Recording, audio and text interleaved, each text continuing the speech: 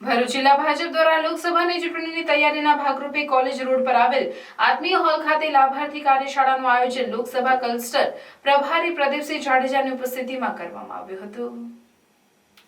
લોકસભાની ચૂંટણી નજીક આવતા જ ભાજપ દ્વારા સંગઠનને વધુ મજબૂત બનાવવામાં આવી રહ્યું છે, જેના ભાગરૂપે તારીખ 15 ફેબ્રુઆરીના રોજ ભરૂચમાં કોલેજ રોડ પર આવેલ આત્મીય હોલ ખાતે લાભાર્થી કાર્યશાળાનું આયોજન કરવામાં આવ્યું, જેમાં ક્લસ્ટર પ્રભારી અને પૂર્વ ગૃહમંત્રી પ્રદીપસિંહ જાડેજા, લોકસભાના પ્રભારી અજય ચોકસી, સંયોજક યોગેશ પટેલ, ભરૂચ જિલ્લા ભાજપના પ્રમુખ મારુતિસિંહ અટોદરિયા, કાર્યશાળાના દક્ષિણ ગુજરાતના સંયોજક કરશન ગોંડલિયા તેમજ આગેવાનો ઉપસ્થિત રહ્યા હતા।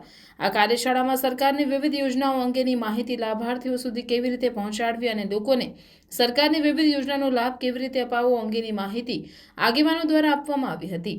આ પ્રસંગે લોકસભાના ક્લસ્ટર પ્રભારી અને પૂર્વ ગૃહમંત્રી પ્રદીપસિંહ જાડેજાએ ભાજપને કાર્યપદ્ધતિ અંગે માહિતી આપી હતી।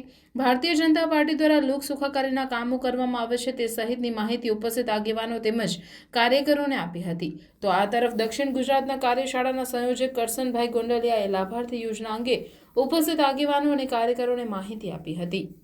સરકારની વિવિધ યોજનાઓ લોકો સુધી કેવી રીતે પહોંચાડી શકાય તેમજ લોકો તેનો કઈ રીતે લાભ લઈ શકે તે અંગેનું માર્ગદર્શન તેઓ દ્વારા આપવામાં આવ્યું હતું।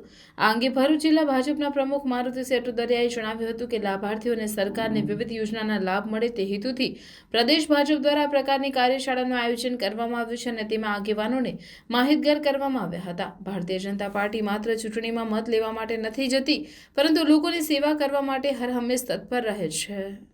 એટલે કે સરકારની યોજના લોકો સુધી સરળતાથી પહોંચે એની માટે ભારતીય જનતા પાર્ટીના કાર્યકર્તાઓએ શું પગલાં ભરવા, શું અગમચેતી રાખવી તેની કાર્યશાળા પ્રદેશ ભારતીય જનતા પાર્ટીએ નક્કી કરેલ એવા કરશનભાઈ ગોંડલિયા, અમારા લોકસભા ક્લસ્ટરના પ્રભારી પ્રદીપસિંહ જાડેજા સાહેબ, લોકસભાના પ્રભારી અજયભાઈ, સંયોજક યોગેશ મામા, સૌ આગેવાનોએ વ્યક્તિગત રીતે લાભાર્થી કાર્યશાળાની યોજના વિશે સૂચવેલું માહિતી આપેલ છે।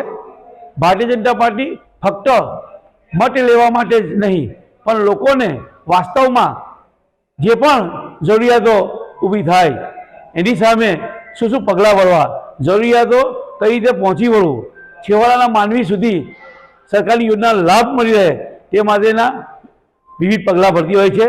ઇલેક્શન આવે અને મત માગવા જાય તેવી આ પાર્ટી નથી।